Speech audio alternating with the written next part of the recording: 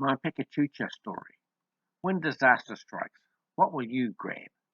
A Podiki is a lovely little town, and we can have our disasters: earthquakes, floods, tsunami, and possibly a volcanic eruption. Who is to say that a disaster of some sort will not happen? Are you prepared? One extra thing I would grab is at least one of my camp ovens. Now, they are not lightweight, as in my scouting days my boys won many a camping competition with their cooking skills with their camp ovens. I was always invited out for dinner. Those dinners were a disaster. When the leaders came back from my boys' dinner, they were rubbing their bellies with glee. A camp oven is so versatile. As for my boys, they used a cast alloy oven, as it is lighter than the iron one. It does not take too much maintenance, and you can do anything with it: baking, casseroles, roasts, stews, breads, ice cream. Yes, ice cream. Let alone barbecue, frying, smoking, and when all is done, you can do the dishes in it. Using a camp oven does require some skill. We were camping at Torere Beach, just outside of Apotiki. This day, my brother-in-law decided it was his turn to make the bread. He said he knew what to do with confidence. So I went to town for more supplies, and I returned to camp before I even got out of the car. His fire was about 80 metres away, and I said to him, "It's burnt." He rushed off to check on his masterpiece, only to find a big ball of charcoal. Heating a camp oven can be done several ways. Firewood, you need a lot of it, and it takes a lot of space, and it's hard work, let alone preparing the fire and waiting several hours for the coals to be just right. You cannot cook over flames. Now, don't get me wrong, I do love a good fire, and sitting beside it, just, 1901 TV. What can be better than that? But you cannot cook on it. Now, briquettes are a much easier and quicker way to use, basically using a coal starter and lighting them. It does depend on the type of briquettes as to how long before they are ready, usually about 40 minutes, then place them on the oven. As you can see here, I have several ovens stacked on top of each other. This does make greater use of your heat, and still the same rule applies: 1 Mississippi, 2 Mississippi, etc. Holding your hand approximately 2 to 300 mils above the coals or briquettes and start counting.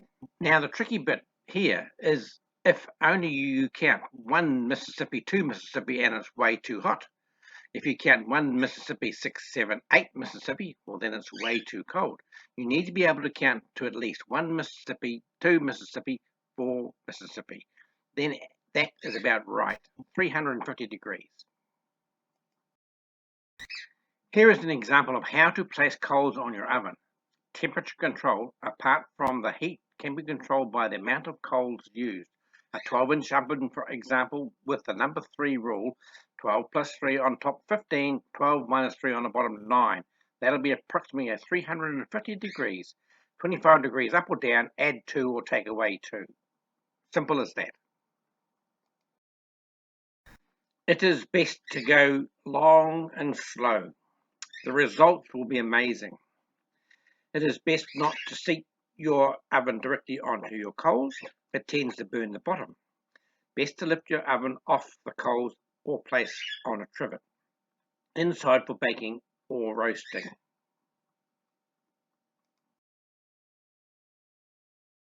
As you can see here, we're using briquettes as they're very portable. As you and I know that you cannot have a fire on the back of a truck, let alone cook on it. Here is 12 ovens with briquettes, top and bottom, cooking a roast dinner for 25 at my family reunion. Whatever you can do in your oven at home, you can do in a camp oven. What are you good at? Baking, a nice loaf of bread, or even a roast dinner. Maybe a batch of scones. How about a pavlova? Yes, I've made a pavlova in a camp oven. Not perfect, but just needs a little more practice. A quality camp oven can last a family for many generations, as several of my ovens are over 40 years old. They do require a lot of looking after. It is not just wet and forget, especially cast ones. They do require seasoning on a regular basis. I use a lot of cast pans at home.